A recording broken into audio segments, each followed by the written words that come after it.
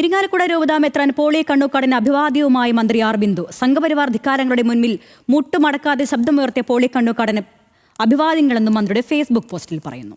Levin K Vijayan നൽകും വിവരങ്ങൾ. Levin, വിശദാംശങ്ങൾ പറയാം.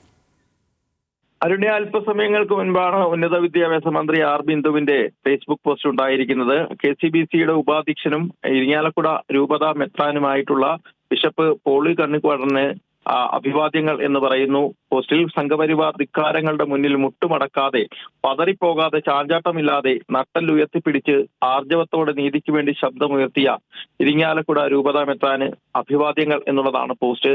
ഇന്ന് ന്യൂസ് മലയാളം അടക്കമുള്ള മാധ്യമങ്ങളോടാണ് ബിഷപ്പ് തലശ്ശേരി അതിരൂപത മെത്രാൻ ജോസഫ് പാംപ്ലാനിയുടെ വാക്കുകളെ തള്ളിക്കൊണ്ട് നിലപാട് വ്യക്തമാക്കിയിട്ടുള്ളത്. സഭയുടെ നിലപാട് പറയേണ്ടത് സഭാധ്യക്ഷന്മാരാണ്. വ്യക്തിപരമായ അഭിപ്രായങ്ങൾ സഭയുടെ അഭിപ്രായമല്ല. സഭയ്ക്ക് നിലപാടുണ്ട്, അത് കക്ഷി രാഷ്ട്രീയത്തിനോട് ചേർന്ന് നിൽക്കുന്നതല്ല സഭയുടെ നിലപാട് എന്ന് അദ്ദേഹം തുറന്ന് പറഞ്ഞത് അമിത്ഷായെയും അതോടൊപ്പം തന്നെ കേന്ദ്ര സർക്കാരിനെയും ഒക്കെ കന്യാസ്ത്രീകളുടെ അറസ്റ്റിന് പിന്നാലെയുണ്ടായ മോചനത്തിൽ പ്രശംസിച്ച് സംസാരിച്ച ബിഷപ്പ് ജോസഫ് പാംപ്ലാനിയോടുള്ള എതിർപ്പ് വ്യക്തമാക്കിക്കൊണ്ടാണ് ആ കാര്യത്തിൽ വലിയ പ്രതിഷേധവും രൂപതയുടെ നേതൃത്വത്തിൽ ഇന്ന് നടന്നു. ഇന്ന് പള്ളികളിൽ ഇടയലേഖനങ്ങൾ വായിച്ചുകൊണ്ട് കേന്ദ്ര സർക്കാരിനും BJPക്കുമെതിരെ തുറന്ന വിമർശനവും എതിരായിട്ടുള്ള നിലപാടും സഭ വ്യക്തമാക്കി. അതോടൊപ്പം തന്നെ ഇന്ന് ചാലക്കുടിയിൽ വലിയ പ്രതിഷേധവും സഭാ അംഗങ്ങളെ പങ്കെടുപ്പിച്ചുകൊണ്ട് ഇരിങ്ങാലക്കുട രൂപതയുടെ നേതൃത്വത്തിൽ നടന്നു.